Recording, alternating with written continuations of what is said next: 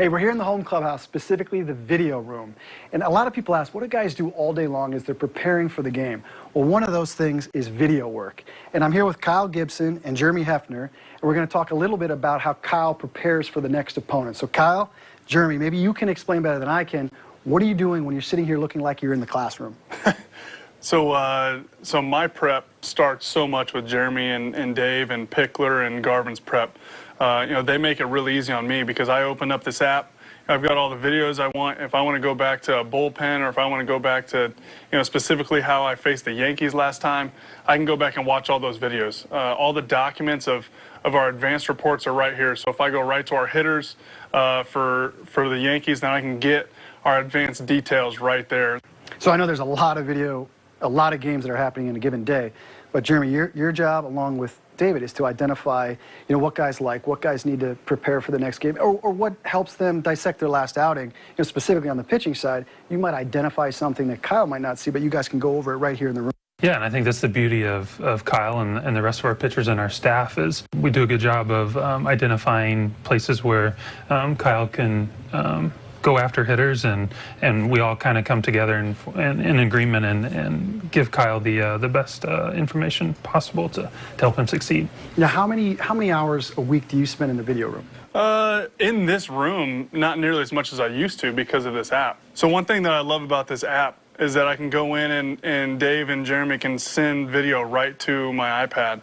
So one thing I've been doing is videoing some of my bullpens, and what I can do is just go in, and if I just want to see my curveball from this angle, then I can go in and it'll pull up this last bullpen, and I can watch all my curveballs from this angle. One thing that, as a pitcher, we have a tendency to do sometimes is we can sometimes tip what pitches we're throwing just based on cues in our delivery.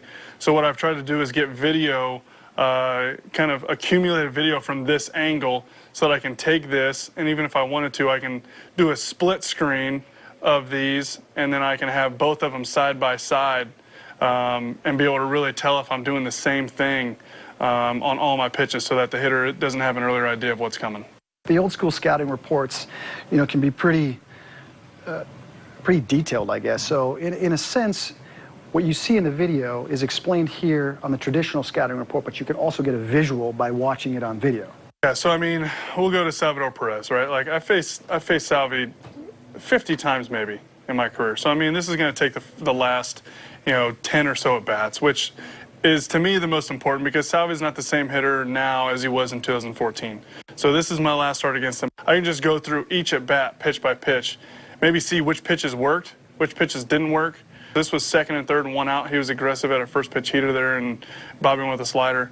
But then I can kind of get an idea of what pitches work in what counts and see how he reacted to them. So if I wanted to, all right, so I'm throwing a slider here, an 0-2 slider, I can just go slow-mo and see how he's reacting to the slider, right? So we can see what his hips did. And this is what all Jeremy does, pre-game, before I even look at this video, right? His job is to look and see, what Salvi's hips are doing as the pitch is coming.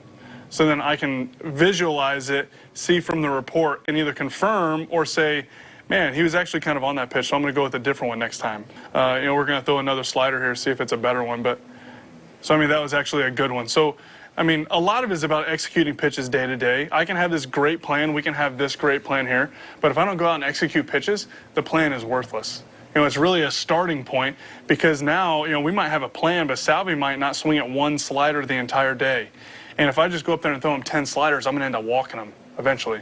So the scouting report is just a starting point for me to then go into the game. So if we think Salvi's going to be aggressive, this was nobody on, but if we think Salvi's going to be aggressive with guys in scoring position, well, then maybe that's the time where I throw that first pitch slider. All this does is it allows me to kind of visualize the report, but then also see what sequences have worked in the past. Because when you execute pitches, that's really what allows you to work into sequences. And sequences, for me, is what I think is most effective and the most effective way to get outs.